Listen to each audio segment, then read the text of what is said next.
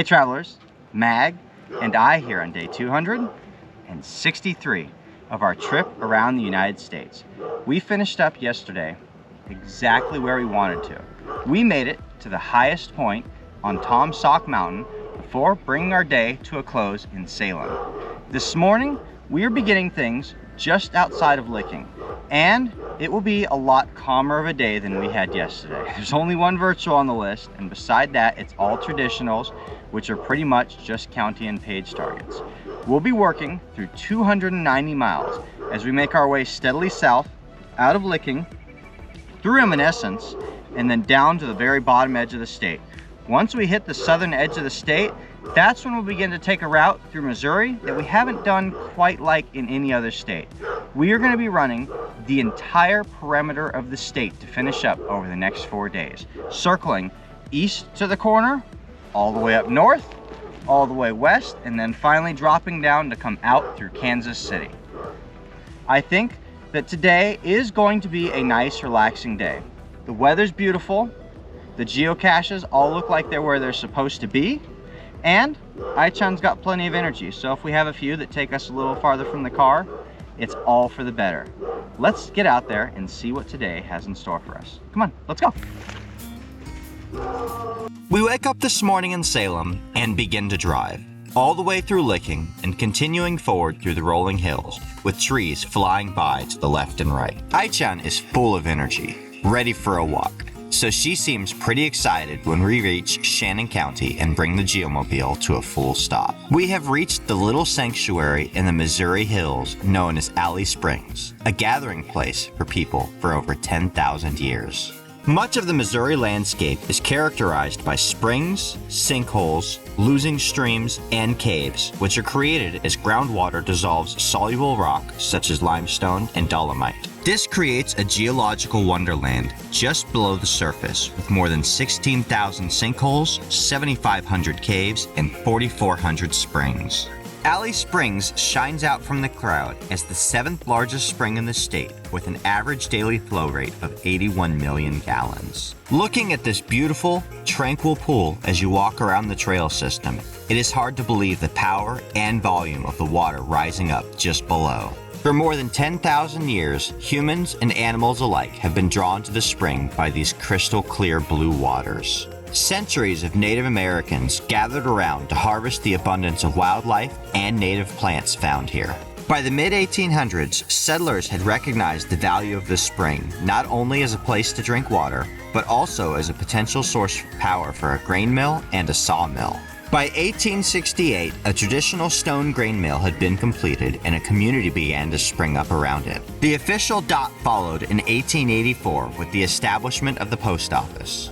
Several potential names for the new towns were submitted and rejected until they came to agreement on a local farmer named Alley who owned a large farm just east on the Jacks Fork River. And so the community of Alley was born around the spring and continued to grow with the inclusion of a blacksmith, a general store, a stable, a school, and several homesteads. It continued to grow into the 1900s with George McCaskill coming in 1894, purchasing the old mill, tearing it down, and replacing it with a new commercial roller mill.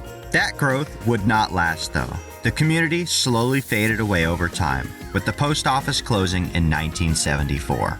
Now, all that remains to remind visitors of the community that once stood here is the more than century-old Alley Mill, owned and operated as a historic landmark by the U.S. Park Service as part of the Ozark National Scenic Riverways. It is an important landmark to the history of Missouri as it is one of only a handful of roller mills still standing within the entire state, and probably the best kept example of this type of mill used during the early 1800s. It also made for the perfect place to take Ai-chan out on a scenic walk and get all that energy worn out before we hit the road again. Our journey down the scenic byway carries us into Eminence, the county seat of Shannon County, with a population of just over 500 people. After stopping off to find every single geocache in town, all 2 of them, we swung by the county courthouse to pay our respect at the Shannon County Veterans Memorial. For a county consisting of only about 7,000 people, it was a little disheartening to see just how many names were located on the Roll of Honor here.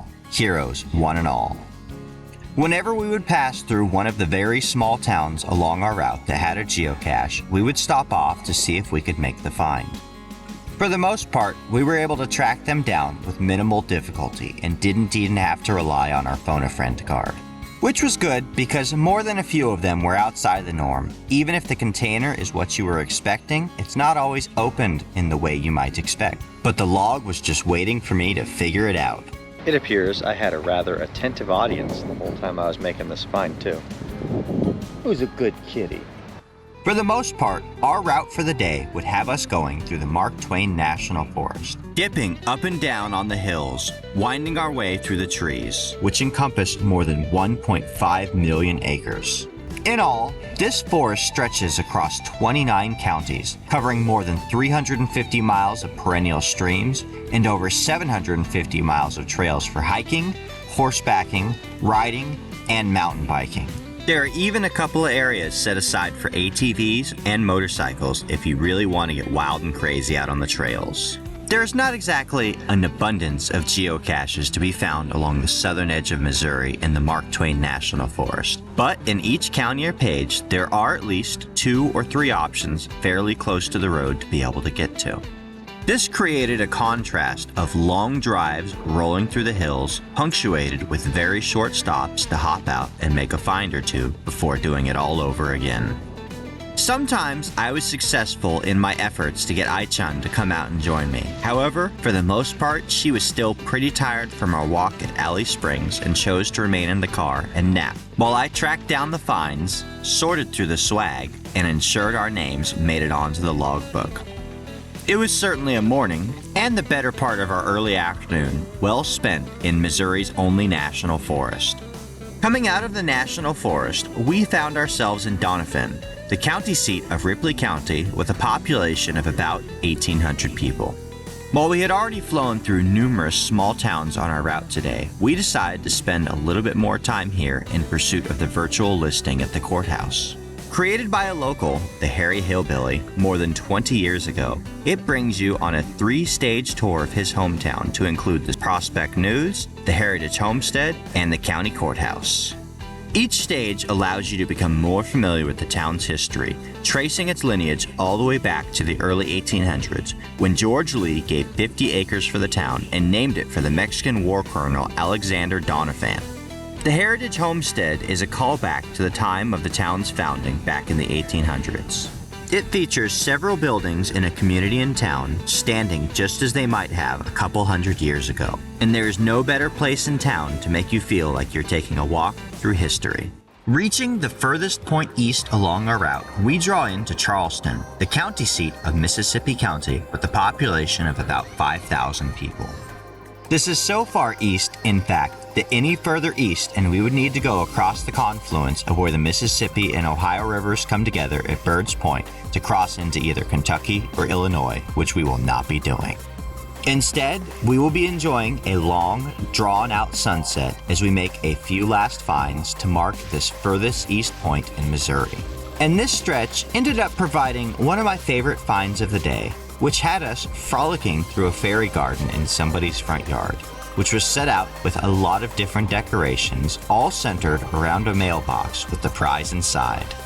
With all of the targets on our list for the day now complete, it is time for Ai-chan and I to sit and relax for a few minutes and bask in the sense of accomplishment of another day behind us as we get ready to continue on to 3 more days here in Missouri. All right, and it looks like that is going to wrap up our day. It turned out pretty much just as I had anticipated today. Once we got out of the city, it was a drive through the country, rolling hills, finding geocaches all day long. We really didn't find ourselves in any towns or cities more than it took to pop in, stamp our name onto the log, and pop back out. The 2 places we got to walk at today were both very helpful to Ai-chan. This morning, she had a lot of energy, and the timing was just right when we reached the virtual in Alley Springs. So we took her walk around the springs there on both sides of the trail and wore her out. Then, again in the afternoon, she had a little bit more pep in her step, right about the time we made it at Doniphan. So, once again, we pursued a virtual and allowed the stages to take us on a walk, getting the dog her afternoon exercise. Beside that, pretty much just those rolling hills and finds all day long. And most of that was spent in the Mark Twain National Forest, which we had touched briefly on when we popped north out of Arkansas with San Ferric. So I already knew not to expect a lot of geocaches and to expect a lot of open country out there. And now we find ourselves in Charleston with a complete target list, and this spot represents the culmination of the run east that we started 3 weeks ago when we came into Utah.